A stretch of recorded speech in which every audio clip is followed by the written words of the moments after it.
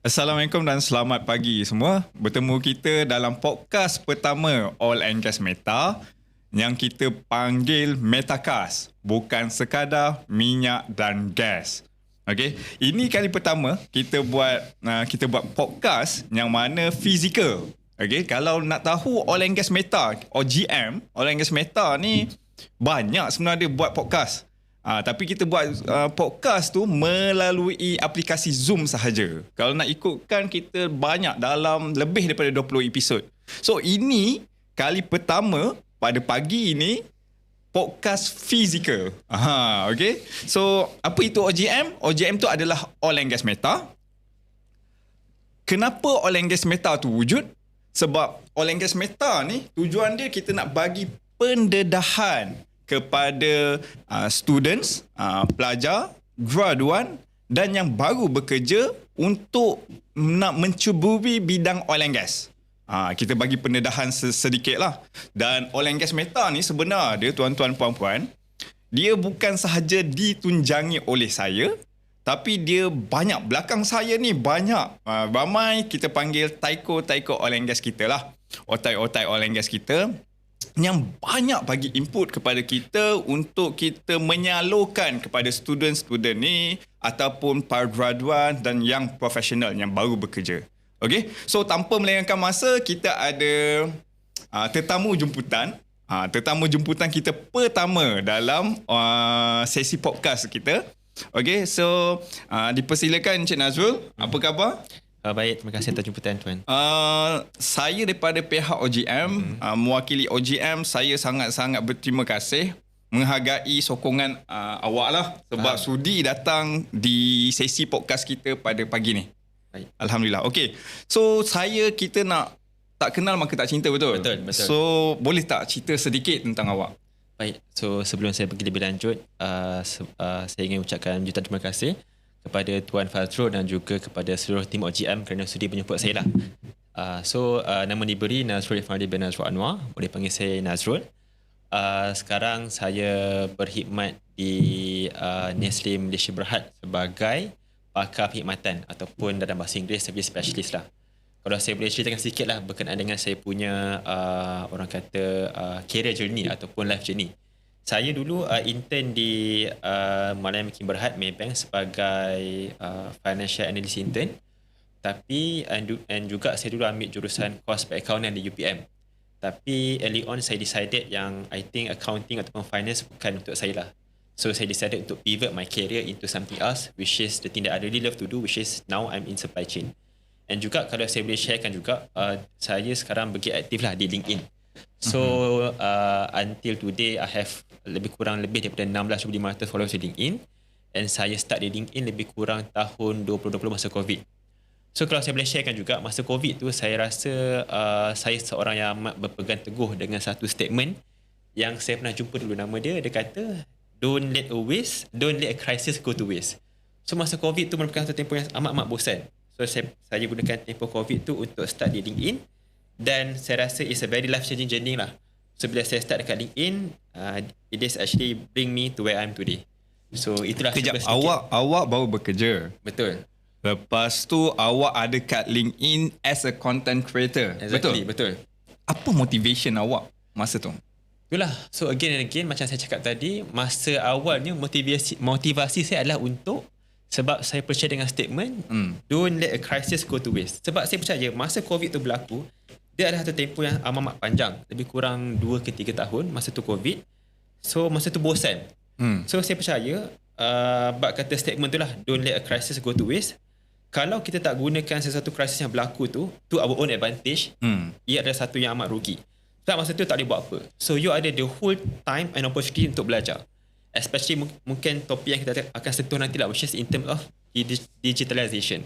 So masa tu saya gunakan tempoh tu untuk belajar LinkedIn sebab nak increase personal branding dan nak increase opportunity untuk kerjaya. Kedua, saya belajar untuk buat website sendiri from scratch, beli domain, beli hosting. And ketiga, saya ada belajar sikit berkenaan dengan saham dan sebagainya. Okay, sekejap. Setiap content creator ni, dia ada niche dia. Betul. Okay, dia ada niche dia. Betul. So, apa yang awak terjemahkan dalam LinkedIn? Siapa awak kat LinkedIn? Apa yang awak selalu sampaikan? Faham. Itulah. Sebab saya soalan yang begitu baik. Sebab so kiranya motivasi awalnya adalah sebab saya just nak live to the statement, don't let a crisis go to waste. Okay. And motivasi yang seterusnya which is niche. Sebab saya perasan and saya sedar and juga saya notice kali ini, dia platform yang terlalu serius. And semuanya betul. orang-orang yang experience higher, professional. So dia tak ada satu role model untuk student. So apa saya punya motivasi pada waktu tersebut adalah saya decided, okay, why not I lead the way untuk buktikan student pun boleh duduk sama rendah and diri sama tinggi di LinkedIn. So saya start LinkedIn nak membuktikan bahawa kalau saya boleh strive di LinkedIn, student lain pun juga boleh. So I lead the way lah. So saya post almost every single day, 365 setahun, 365 hari setahun, post almost every day without fail, daripada kosong ke 10,000 followers dalam 1 tahun. Oh wow. Masa tu second year. Tadi awak bercerita mengenai post. Awak Betul. post setiap hari awak post, okay? Exactly. So itu posting tu dalam bentuk apa? Job vacancy, motivation, apa jenis posting? Betul. Itulah Selalunya. Kebanyakannya apa? Betul. Yang awak cover? Saya suka, kalau saya boleh share juga term-term yang saya belajar along the journey lah. Saya suka satu statement ni ataupun satu strategi dinamakan sebagai the permissionless apprentice. So the permissionless apprentice ni adalah untuk you show your own value without asking someone else permission. Sebab saya perasan one of the loophole lah kenapa student ataupun graduan tak bermula di LinkedIn, sebab mereka takut. Mereka segan and mereka rasa mereka rasa terlalu rendah diri, humble. Faham. So mereka tak ada apa nak share. So bagi saya, there's no white paper ataupun guideline yang menerangkan okay, you kena ada setahun work experience baru boleh bermula LinkedIn, ataupun you dah kena kerja baru boleh start LinkedIn. There's no guideline. So saya take this approach, permissionless apprentice approach, untuk start and lead the way lah. So saya post something about saya just documenting my journey dekat UPM. So saya menang anugerah tokoh usahawan, saya share. Saya menang anugerah Putra Ikon, saya share. Saya masuk business challenge, saya share. Saya masuk sukan kuliah, saya share. Saya buat business jual air mangga, saya share. So setiap benda yang saya buat kat UPM tu, saya just documenting my journey as a student. And somehow it works lah. Orang start nampak and orang rasa betul menarik. Sebab tak ada lagi student masa tu yang bermula di LinkedIn. Okay Nazrul. Sebenarnya kita dah pergi begitu jauh ni sebenarnya. Okay, kita nak berbalik kepada asal dia. Faham. Kita nak bagi pendedahan kepada siapa yang tak pernah mengenali LinkedIn. Okay, sebab topik podcast kita pada hari ni pun LinkedIn, platform masa depan anda. Exactly. Okay. So kita ramai antara kita yang kenal TikTok, Betul. Facebook, Instagram dan Twitter, ataupun sekarang ni kita panggil apa? X. Yes, Twitter, X kan. Tapi bila sebut LinkedIn, dah jam dah. Betul. Kita dah jam dah. Apa tu sebenarnya LinkedIn? Boleh tak awak explain sikit apa itu LinkedIn dan apa sebenarnya tujuan LinkedIn tu ada? Boleh tak cerita sedikit kepada kami ni yang tak mengenali LinkedIn ni apa? Faham. Boleh. So itulah, again, bila kita berborak berkaitan dengan LinkedIn, saya memang terus terang, memang satu topik yang agak bosan. Tapi I'm being here, I try to explain tidak membosankan as much as possible. Betul. Tadi saya cakap platform masa depan anda. Betul. Ada kena mengena ni dengan jawapan saya dah bagi hint dah ni. Okay. So boleh tak bagi tahu LinkedIn tu apa sebenarnya? Untuk apa sebenarnya? Okay. So bagi saya senang cerita LinkedIn ni, kita bayangkan macam ni lah. Contoh, kalau I rasa saya pernah cerita masa kita punya seminar, tapi Betul. saya akan cerita sekali. Awak memang pernah jadi kami punya seminar waktu kita buat seminar Kejaya sebenarnya. Betul, dengan Ayu Syahira kan? Guna Zoom. Kita guna aplikasi Zoom. Exactly. Boleh tak awak explain balik kepada kami? Boleh, kan? boleh. Link ini untuk apa sebenarnya ni? Kenapa kita ni nak kena ada LinkedIn ni? Betul. Okay, LinkedIn ni macam ni lah. Okay, cuba kalau kita bayangkan, you adalah seorang pemain bola sepak. And bila you main bola sepak, memang you are very talented in playing football lah. Dan you menang kejohanan bola sepak. So, biasanya bila kita menang pemain bola sepak, kita masuk kejohanan bola sepak dan kita menang lah kejohanan bola sepak tu, dapat piala kan. Betul. So kita biasanya akan balik rumah, piala letak dalam rumah. So cuba bayangkan kalau we can twist that situation around. Instead of you main bola sepak, menang, dapat piala letak kat rumah, you letakkan piala tu di luar rumah. Apa akan jadi? Hilang lah. Okay. Betul. Hilang. Tapi janganlah dekat luar pagar, dalam pagar lagi. Oh, dalam Tapi pagar. Okey, dalam pagar. Maksudnya orang boleh nampak. Dia punya keyword adalah visibility. Orang boleh nampak piala you. Itu dah jawapan dah. Visibility. So apa dia achievement? Yes, Kita boleh tayangkan achievement Yes. kita kat LinkedIn. Yes. So Untuk apa sebenarnya? Itulah saya nak tanya balik ni. Nak buat apa tayang achievement ni? Bukannya riak ke? Sombong ke tu? betul. Itulah bila orang kata dengan saya tak ke riak kita share dekat LinkedIn. Bagi saya LinkedIn ni adalah platform yang terbaik untuk kita riak dan takabur dalam kurungan kita showcase. Bukan kita riak. Showcase untuk apa? Showcase untuk apa? Nak dapatkan pekerjaan? Yes, untuk Networking yang cantik? it can be for everything. Networking dan juga untuk prospek kerjaya. Prospek kerjaya dan networking. Okey, tadi awak sebut tentang piala. Betul. Okey, piala kan? Betul. Itu kalau kita ada piala. Siapa kepada kita ni yang memang kita yang tak ada piala ni? Yang tak ada achievement ni. Kita nak sayang apa? That is the reason why kalau you sedar early on. Sebab tu saya kata ada 5 perkara ataupun 4 perkara yang saya harap kita buat masa tahun 1. Bukan buat masa tahun akhir. Contohnya LinkedIn. Dah final year baru terhingga nak buat LinkedIn. So kalau you boleh buat LinkedIn dan juga resume di tahun 1, you akan sedar you tak ada piala. You punya resume kosong, LinkedIn pun kosong. So you sedar early on yang you punya LinkedIn kosong, so you akan cepat-cepat gain experience, masuk competition. Wake up call lah kita panggil. Wake up call. Yes, wake up call. So kalau you sedar you tak ada piala, then build that piala lah daripada first year. Dan dah ada Itulah piala, baru senang nak tunjuk. masalah kita ni, masalah dia adalah bila dah ambil CJ baru kita buka resume, baru kita nak buat resume, baru kita buat LinkedIn. Exactly, betul. So that one is a good tip sebab betul first year kita dah kena ada resume, kita dah ada LinkedIn. Betul. Dan kita kejar piala tu. Kalau boleh jujur, dulu Tuan Fazrul buat LinkedIn dan resume bila? Tak, zaman saya dengan zaman awak jangan compare. Tak boleh compare, faham. Zaman saya dulu LinkedIn pun tak ada, Facebook pun tak ada. Betul. So saya untuk job search dulu kita guna JobStreet. Mostly JobStreet. And betul. kalau ikutkan nak share pengalaman juga, JobStreet ni sebenarnya minor je sebenarnya. Kalau ada 10 job application tu, mungkin 1-2 je kita guna JobStreet. 8 lagi ni kita baca surat khabar, ada job vacancy kat surat khabar newspaper tu, dan kita apply, kita hantar hard cover. I see. Pergi ke alamat zaman saya tahun 2009 2010. So bukan Gen Z lah. Dah tua lah ni. Belum tua lagi. Belum tua. Okay, so basically tadi Nazrul bagi tahu yang LinkedIn ni adalah satu platform untuk kita ketengahkan kita punya pencapaian. Betul. Nombor 1. Sebab Betul. apa? Sebab untuk nak bagi peluang lebih besar kepada kita untuk mendapatkan pekerjaan. Okay.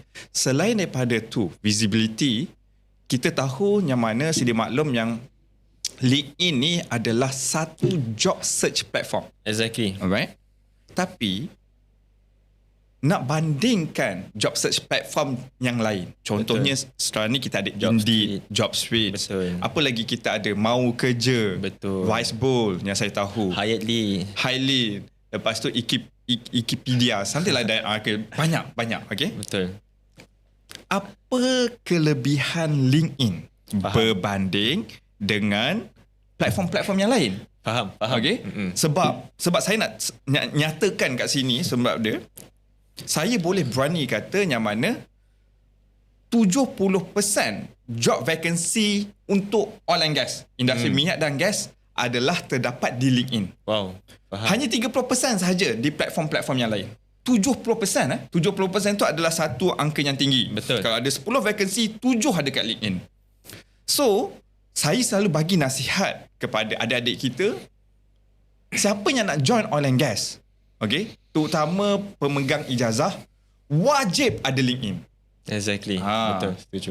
Tapi bagi pandangan Nazrul, apa konsep kat sini? Faham.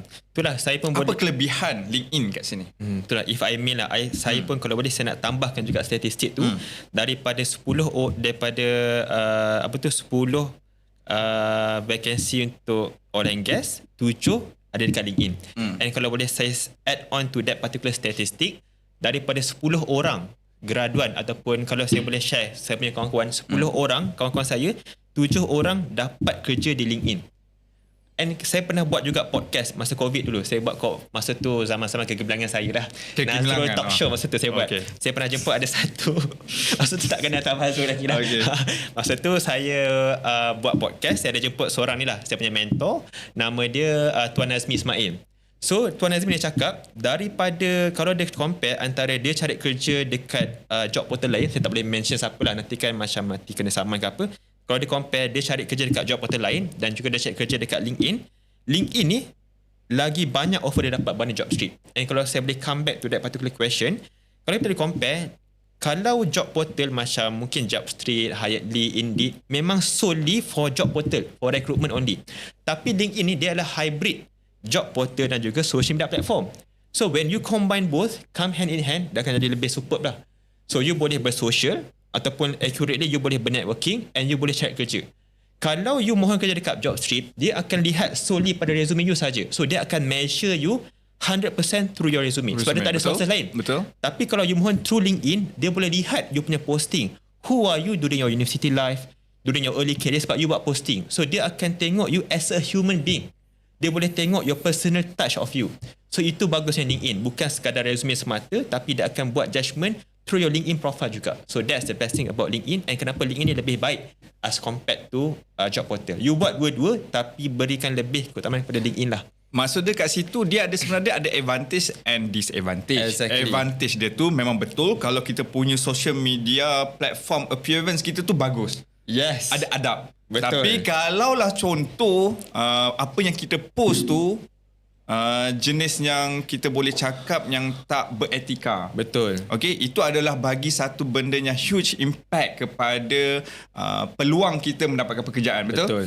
To be honest, sebab saya pun secara jujurnya saya bagi tahu kat sini, saya baru-baru ni dapat kerja pun menggunakan LinkedIn. Menggunakan LinkedIn. Alhamdulillah. Cuma dia itulah LinkedIn ni dia satu tadi Cik Azrul kata networking. Betul.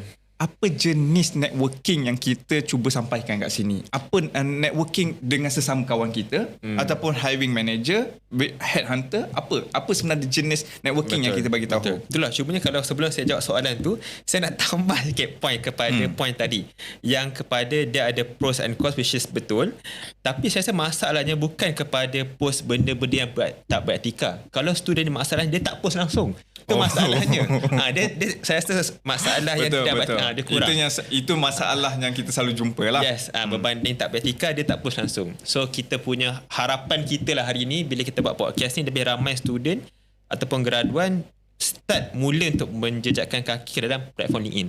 Dan coming back to the question tadi pasal networking tu, saya rasa memang everything you boleh buat. You boleh start buat mungkin dengan hiring manager, dengan HR punya team, dengan recruitment punya team, dengan anyone lah. Tapi kalau saya boleh ceritakan saya punya own experience, saya rasa LinkedIn ni satu platform yang sangat baik di mana saya boleh kenal orang-orang hebat dalam industri. Sebagai contoh Tuan Fazrul, kita ada Pak Tam, Syazana Zura, Amira Akila. That is my own personal experience lah. Okay, berbalik kepada tadi awak cakap tentang peluang awak kat LinkedIn ni lagi banyak bila awak yalah kenal orang yang hebat kat LinkedIn. Betul. Macam mana langkah-langkah awak kenal orang yang hebat ni? Apa langkah awak connect dengan dia, lepas tu awak DM? Betul. Macam mana boleh tak bagi tahu, sebab kawan-kawan kita ni pun nak belajar kat ni. Exactly. Bagi saya dia sebenarnya topik ni agak kompleks tau, sebab dia susah. You tak boleh dia tak ada kitab, dia tak ada kitab, dia tak ada macam proses flow, tak ada OPL, betul. tak ada standard procedure. So bagi saya lebih suka you only focus on things that you can control. Sama ada orang nak connect dengan you, orang approach you is something that you cannot control. And you gabungkan juga dengan approach, the permissionless apprentice punya approach. So you just be yourself, documenting your journey on LinkedIn, you just show your own self, show your value, nanti orang akan datang kepada you. So macam dulu pun, tiba-tiba je, kalau saya boleh share lah. Boleh. Saya pun masa tu saya tak ada approach Pak Tam yang approach saya. So dari situ kita kenal dan kita banyak work together lah. And juga ada banyak lagi orang di industri lain start untuk approach saya without saya asking. And kalau boleh saya share, masa saya, kalau patutnya saya intern tahun akhir. Tapi bila saya dah terlalu aktif masa tahun 2 tu, tahun 3 saya ada lebih kurang daripada 5 job offer untuk peluang internship without saya perlu apply pun. So bagusnya tahun ke mana? Tahun ketiga. Waktunya awak nak intern, betul? Saya intern tahun 4. Bukan setakat internship opportunity. Awak tak minat pun. Awak tak apply pun. Saya tak apply pun, diorang cari. So it's very true kalau you deploy the right strategy and technique. So instead of you cari kerja cari you. So that's the best tanpa thing. Tanpa pengalaman, kerja cari awak. Tanpa pengalaman, tapi apa yang saya supply? Saya supply my true potential. Saya share apa saya buat, saya menang anugerah. So saya tunjukkan piala dulu. You tunjukkan piala, baru orang nak. Bila you tunjukkan you punya piala, baru orang akan approach you. Nak tak jadi aku punya team player untuk team aku untuk join Liga next year. So you kena ada piala dulu. And untuk ada piala, you kena build that from scratch. Itu yang saya percaya. Alright. Saya ada satu lagi soalan. Soalan saya berbunyi sebab saya tertarik dengan awak punya career journey. Awak punya background adalah accounting. Betul. Accounting. Awak bekerja awal-awal dulu sebagai accountant, betul? Exactly. Lepas tu selepas 2 tahun, betul? Selepas 6 bulan. 6 bulan je. 6 bulan awak jump pergi ke logistik. Yes, supply chain logistik. Exactly. Jauh tu, jauh. Betul, sangat jauh. Ada satu elemen yang saya tangkap kat sini. Minat, betul. Okay, minat. Saya selalu bagi nasihat kepada adik-adik kita. Minat ni sangatlah penting. Betul. Tanpa minat awak boleh bekerja. Betul. Tapi tanpa minat juga awak tak boleh bekerja dengan lama. Dia umpama seperti anak gajah yang duduk di atas dahan pokok. Exactly. Kita tak tahu macam mana anak gajah tu duduk kat atas pokok. Betul. Tapi kita pasti tahu yang mana anak gajah tu akan jatuh juga. Faham, betul. Kan? Maksud dia, macam saya ulang, tanpa minat awak boleh bekerja. Betul. Tapi tanpa minat juga awak tak boleh bekerja dengan lama. Exactly. So, boleh tak saya nampak awak punya ni adalah sebab hilang minat ataupun minat tu memang tak pernah ada dalam accounting? Dulu ikut kawan ke apa, saya tak pernah. Ataupun awak nampak opportunity, peluang yang ada kat logistik. Macam mana perubahan kerjaya tu berlaku? Faham. Betul dah, mungkin kalau nak katakan minat, saya dulu memang saya apply dalam UPU tu nak masuk bidang perekonomian di UPM. Alhamdulillah dapat. Masa tu saya minat dah. Ada aspirasi untuk jadi CA, Chartered Accountant, nak ambil SCCA dah. Tapi biasalah perempuan pula. Biasalah kita. Biasalah. Kita manusia biasa. Kita akan bertukar-tukar minat. Betul. Bertukar minat tu sejak tahun pertama, kedua, ketiga? Saya rasa sejak tahun kedua. Bila saya mula aktif tu, saya sedar, this is not for me. Sebab bila saya intern pun, saya sedar macam, no offense lah. Tapi kalau bidang ini, finance accounting ni, dia banyak duduk dalam office. Dia macam plug and play. You masuk pukul 9, balik pukul 6. Betul. So, saya nak satu kerja yang beri saya opportunity untuk saya jumpa orang, manage stakeholder, pergi site visit. And itu saya nampak ada di dalam supply chain. Itu yang saya itu passion awak lah. Yes, itu passion saya. And saya jumpa dekat dalam bidang yang sekarang. So, I think I couldn't be more than happy lah. Dalam oil and gas pun macam tu juga.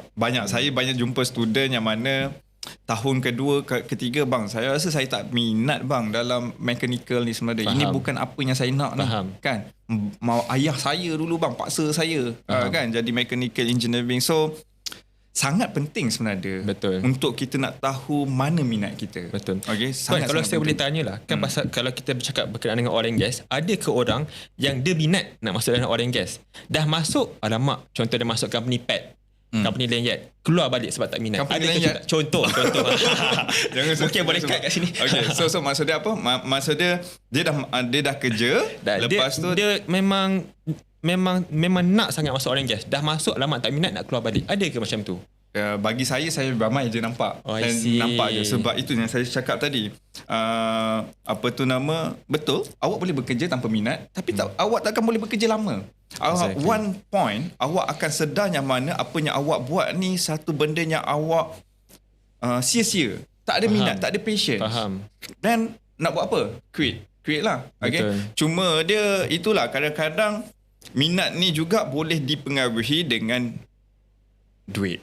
Kan? Kalau dapat gaji yang tinggi walaupun minat tak ada, nak tak nak kita kena layan lah. Betul. Cuma where is your happiness? Kan? Exactly. Sebab kita nak kerja lama ni sampai umur 60. Kita baru umur 23. Takkan nak bertahan sampai 60. Betul. Kan, betul. So nak menjawab pertanyaan awak, yes, memang ada. Memang ada. Tapi bukankah minat tu something yang kita boleh bina along the way? Takkah begitu? Tak lah, bagi gaji saya tinggi saya punya konsep senang je. kalau dah ada cinta, benda tu akan dapat dipertahankan. Faham, Okey, cinta ni tak boleh dibina. Awak kahwin esok, awak dah kahwin belum? Belum, tapi dah ada berpunya? Belum? Ada. Oh, dah ada dah. Ini sebab Okey. kita record kan, kena cakap ada. Tak. Saya selalu faham dan percaya Faham. setiap perkahwinan tu perlunya cinta. Wow. Ni masih lagi dalam podcast Orang Gas. Selepas perkahwinan, apa pun masalah yang berlaku, dengan adanya cinta, awak boleh hadap benda tu semua. Faham. Tapi kalau tiada cinta tu, benda tu tak boleh dibina. Betul. Ada susah sedikit di hadapan, awak dah give up. Faham. Awak dah give up dengan hubungan awak. Faham. So sebab tu pentingnya, ini berbalik kepada kejaya lah. Kita kejaya oil and gas. Bukan sekadar kejaya oil and gas. So maksud dia minat ni bagi saya tak boleh dibina dengan waktu. Exactly. Dia lahir daripada kita punya jiwa lah kita boleh panggil macam tu. Tapi kalau saya boleh, ni mungkin takhir lah daripada saya. Boleh. Kalau saya boleh tanyalah soalan, especially generasi saya lah, generasi Z, generasi Y ni, mereka memang orang kata terhegi-hegi nak masuk oil and gas sebab terpengaruh dengan gaji ataupun social media sekarang ni banyak share pasal oil and gas. Sebenarnya, is it worth it untuk masuk dalam oil and gas, ataupun selain dari bidang oil and gas, ada banyak lagi bidang yang mungkin boleh berikan gaji yang lumayan, cuma mungkin mereka tak begitu terselah. So adakah hype yang kita ada sekarang ni adalah is it a good direction actually? Hype oil and gas, hype ONG, hype tu datangnya hype daripada layat dan sebagainya. salah seorangnya daripada saya jugalah. Saya terkena akui lah. Okay. Sebenarnya hidup ni pilihan. Exactly. Dan saya selalu percaya yang mana jangan pernah limitkan pilihan yang kita ada. Okay? Exactly. Betul, minyak industri oil and gas ni saya kena mengaku kat sini yang mana dia adalah salah satu industri, bukannya satu-satunya industri, salah satu industri yang bagi gajinya lumayan. Exactly. Itu kita kena mengaku. Betul. Tapi di sebalik gajinya lumayan, ada pengorbanan tersembunyi yang kita kena ketahui. Exactly. Masa you dah hilang banyak masa dengan keluarga, masa dengan family you, parents you. So itu adalah dengan ialah challenge yang ada di industri itu sendiri, okay? Betul. So you kena timbal balik dengan setiap faktor yang ada. Jangan nampak gaji semata-mata. Betul. Kalau you lihat gaji semata-mata, dia sama juga macam minat tadi. Boleh bekerja tapi tidak boleh bekerja dengan lama. So bagi saya hidup ni pilihan, jangan limitkan pilihan yang kita ada. Faham. So banyak lagi, betul, bahasa saya kena mengaku banyak lagi industri yang lain di luar sana yang boleh bagi kita panggil apa nama benefit. Kan jangan tengok gaji je, kita kena tengok benefit juga yang lain. So banyak faktor yang kita kena tengok balik. Macam itulah. Betul. Okay, so kita nak penghujung topik perbincangan kita untuk LinkedIn, platform masa depan anda. Betul. So bagi saya, boleh tak Nazrul bagi tahu sedikit nasihat, sampaikan sedikit nasihat kepada kami yang baru nak berjinak-jinak dengan LinkedIn. Kan? Apa next step kami? Apa yang kami perlu lakukan selepas ni? So boleh tak bagi nasihat kepada kami? Ni mungkin untuk penutup lah. Boleh. Tapi saya mungkin boleh share bukan setakat LinkedIn saja, tapi mungkin yang saya share tadi mungkin 5 ke 4 perkara apa yang saya harap ada orang bagi tahu saya masa saya tahun 1. Pertama adalah untuk start kita craft our own resume as early as possible. Kalau boleh you masuk tahun 1, dia bagi saya bila you masuk tahun 1, you ni suci. You bagaikan 2 helai kertas putih yang suci, which is your resume yang kosong. So along the way, kalau you boleh craft your resume tu awal, you akan tahu, okay, resume I, there's a lot of room for improvement, ada banyak lagi yang kosong. Tak adalah bila dah final year baru nak tergigit masuk dekat dalam workshop resume, baru perasan, tak ada skill, tak ada experience, tak ada volunteer experience. So kosong. You sekadar tin kosong. So mustahil takkanlah 4 tahun belajar di universiti 2 helai pun susah nak penuhkan. Saya banyak bantulah saya punya kawan-kawan yang baru grad buat resume. Kadang-kadang sehelai pun tak penuh. So sukar. So bagi saya start awal so that you sedar awal. And then kedua pun LinkedIn sama. Kalau you boleh start LinkedIn awal, you akan sedar okay, you punya LinkedIn ni kosong. Memang hauk lah.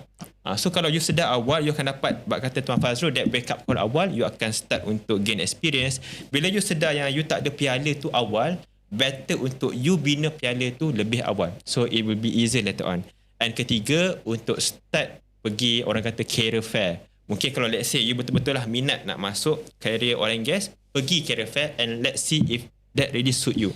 Tanya pasal work culture, tanya mungkin pasal benefit, tanya pasal how, apa yang what is the type of graduate ataupun candidate that they are looking for.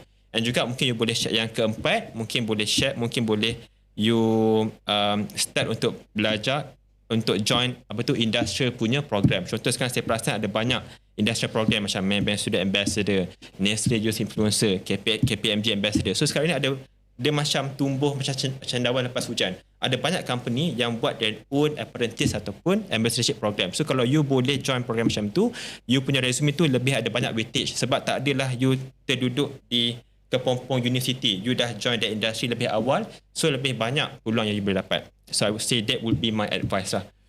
Kejap. Untuk apprentice program tu, dia berlaku waktu kita masih belajar di universiti ataupun selepas kita tamatkan belajar? Masa belajar. So makna katanya kalau you belajar di universiti 4 tahun, jangan short sendiri. 2 tahun, you join semua benda. MPP, MPK, perwakilan college, perwakilan pelajar, perwakilan fakulti, join semua. You sapu semua. Tapi tahun 3, tahun 4, cukup. Jangan short sendiri kat dekat universiti. Try untuk nak jadi presiden apa, tak perlu. 3, 4 is the time for you to move on. Give way for the new person to come in and you move on.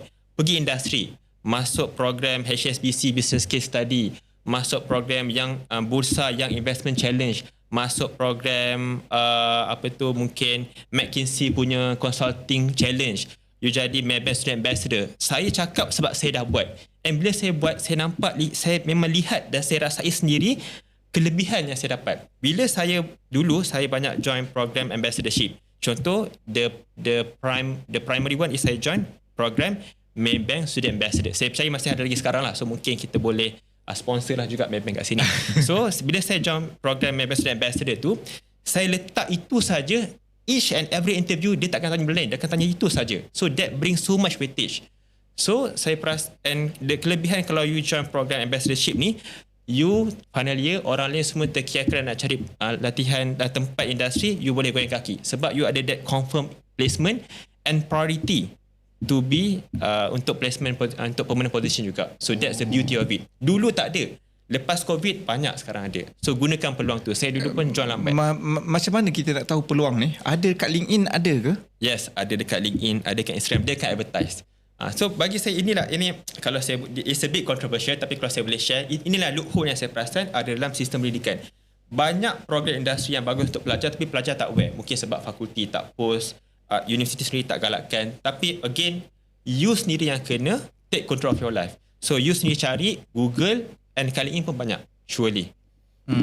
Okay. Alright. Okay, dengan jawapan tadi, dengan nasihat tadi, Alhamdulillah kita dah tamat episod kita yang pertama. Kita panggil, tajuk pun saya dah tak ingat dah. Meta Podcast.